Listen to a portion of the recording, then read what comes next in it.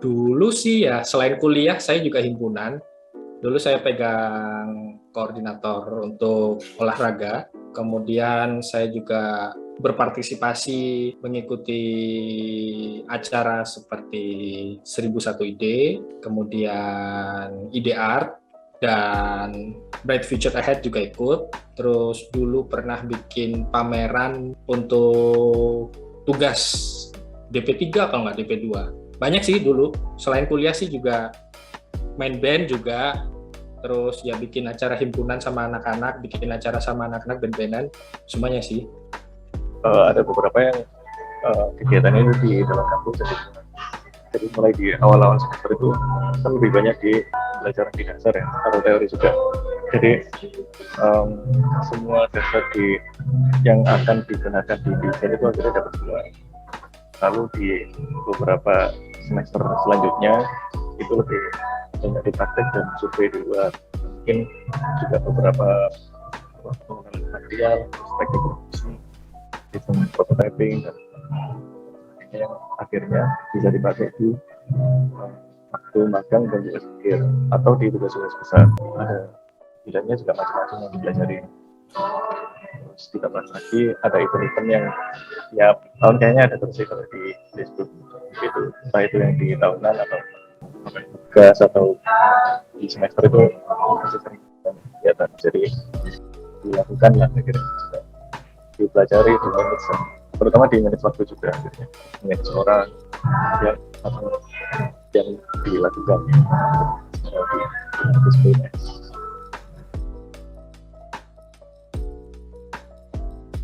Sebenarnya desain produk ini hal yang baru sih buat saya. Saya itu nggak pernah tahu desain produk itu seperti apa di awalnya. Dan saya itu cuma tahu antara DKV sama desain interior aja. Saya sebenarnya nggak tahu apa-apa tentang desain produk itu ngapain aja. Tapi karena sudah masuk, ya udah dijalani.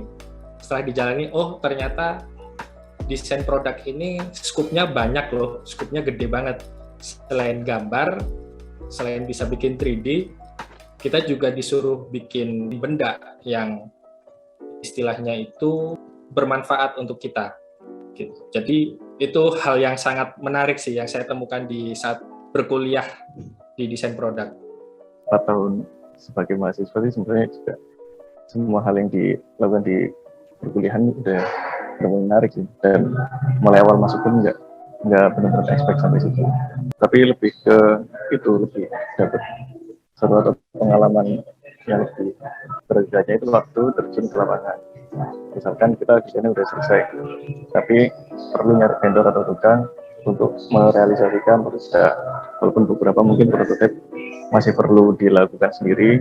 Jadi tekniknya akhirnya dapat semua, itu mulai dari berfitting, CNC, terus eksperimen pakai kayu, material lainnya, plastik, besi dan sebagainya. Jadi berapa kali itu aku dalam setahun paling enggak itu keluar kota atau nyari pengalaman di luar, entah itu survei, terus pekerjaan dari material ini, material itu, dari di Jogja, atau mungkin yang melakukan di Cirebon. Jadi dapat macam-macam lihat di atau di Facebook ya.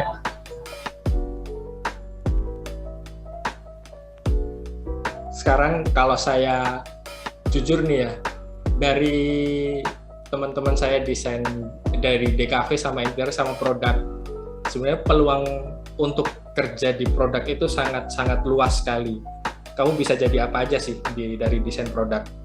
Kalau mungkin dari teman-teman DKV itu kebanyakan di ilustrasi, videografi, fotografi, terus UI UX. Terus kalau di teman-teman interior ya berkutatnya di interior aja gitu. Atau mungkin ada yang mereka bikin firma buat kerjasama sama arsitek gitu. Kalau di desain produk itu banyak banget. Kamu bisa bikin mainan, kamu bisa bikin furnitur, kamu bisa kerja di dunia otomotif. Peluangnya banyak banget pokoknya. Di industri otomotif sendiri yang sekarang saya geluti, itu kebutuhan untuk seorang desain produk itu sungguh sangat dibutuhkan sih sebenarnya. Jadi dari kantor kita pun sebenarnya juga mencari gitu desainer yang cocok gitu untuk kerja di tempat kita gitu. Terus peluang untuk kerja di luar negeri pun juga sangat besar gitu. Apalagi kalau kalian udah bisa 3D, kalian punya skill yang mumpuni selain soft skill dan bahasa Inggris tentunya ya, itu sangat-sangat besar sekali peluangnya untuk bisa kerja. Jadi sangat-sangat besar sekali kalau menurut saya sekarang ini. Kerja kalau berpeluang besar sebenarnya berpeluang, tapi tinggal gimana cara kita mengeliminasi atau memilah mana yang benar-benar diminati dan peluangnya yang paling banyak di mana. Soalnya ada beberapa yang emang ngejar atau saklek harus ngejar itu, tapi ternyata kuota atau permintaan di dunia kerjanya itu sedikit, jadi saingannya lumayan besar. Jadi di beberapa bidang yang diminati itu dia harus benar-benar bilang dan nggak benar-benar idealis harus dapat di bidang ini. Dan kita juga dapat posisinya juga macam-macam kan. Tapi kalau misalnya di ini ada macam-macam, DP appliance, styling dan sebagainya. Jadi ya benar-benar nyari peluang juga dan olah skill di depan dan itu aja.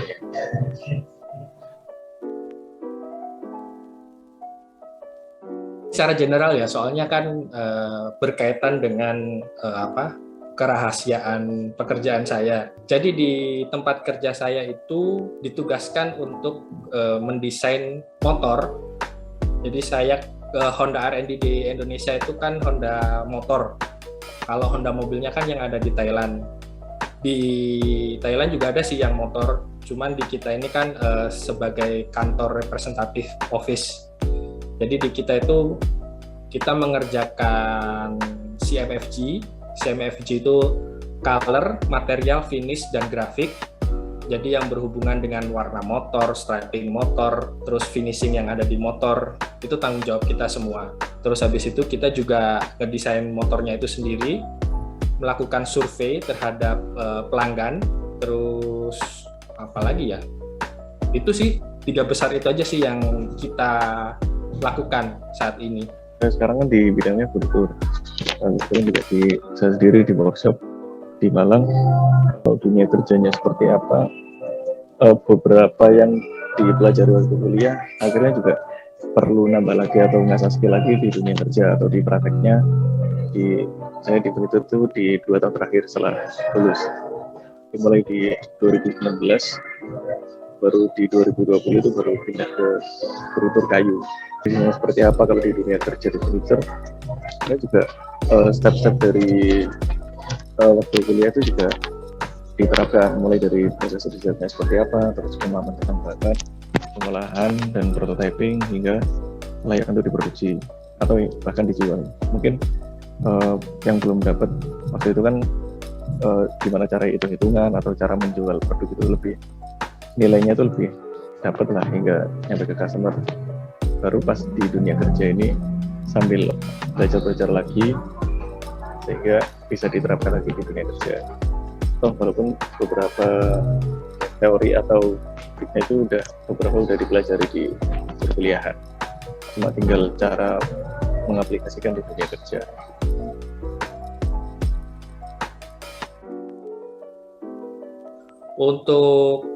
Terutama untuk mahasiswa baru ya, jangan pernah berpikir untuk salah memilih jurusan desain produk sih. Desain produk itu sangat-sangat luas sekali cakupannya. Sebenarnya di desain produk itu kamu juga bisa belajar apa yang teman-temanmu DKV dan interior lakukan. Kamu bisa ilustrasi juga, bisa. Kamu juga bisa melakukan 3D seperti teman-temanmu di interior juga bisa. Tapi teman-temanmu di interior dan di DKV itu nggak bisa bikin produk yang seperti kalian bikin. Gitu. Jadi tetaplah mengasah skill kalian, terutama soft skill. Kemudian kalau kalian emang jago di sketch-nya diperbaikin. Kalau kalian jago di 3D, 3D-nya dibagusin. Itu sih. Sekarang sih emang sketch sama 3D itu sedang sangat-sangat berkembang untuk di desain produk. Sangat dibutuhkan sekali untuk anak yang jago sketch sama jago 3D. Itu. Jadi menurut saya desain produk ini masih sangat luas sekali untuk bisa digali. Apalagi di Indonesia itu sebenarnya kebutuhannya sangat banyak sih. Cuman memang yang menjadi kendala adalah R&D atau perusahaan yang membutuhkan jasa desain produk itu masih sedikit. Cuman sebenarnya itu masih banyak yang dibutuhkan dari desain produk sendiri. Jadi menurut saya sih do your best lah untuk masa depan kalian gitu. Jadi jangan sia-siakan masa kuliah kalian. Sebenarnya kalau kuliah kalian bilangnya kuliahnya susah, lebih susah di dunia kerja. Saya yakin itu. Kalau kalian di kuliah, udah malas kuliah, di dunia kerja itu nggak ada kayak gitu. Jadi kalau kalian malas ya udah di-kick dari kantor. Sebisa mungkin bertahan dengan kuliah, meskipun kuliahnya harus sampai subuh begadangan, ya udah dikerjain aja. Hasil tidak akan membohongi lah dari kerja keras yang sudah kalian lakukan. Keep and do your best. Itu aja sih dari saya. Sekarang atau bahkan di calon mahasiswa nantinya banyak-banyak ngulik lagi tentang desain produk, soalnya benar-benar luas dan nggak perlu membatasi di satu bidang tertentu. Jadi kan kita juga belajar macam-macam gitu. Kayak itu tadi bidangnya mulai dari itu sampai transportasi, applying dan sebagainya. Itu akhirnya ya kita harus belajar ya semua, akhirnya bisa dari semua. Jadi nggak membatasi diri buat memilih di salah satu aja, terus nanti di kenyataan atau di dunia kerjanya itu sesuai dengan apa yang diterapkan di awal. Jadi ya banyak-banyak ngulik lagi dan ekspor di semua bidang itulah, soalnya kita itu nggak sebatas di lingkup itu.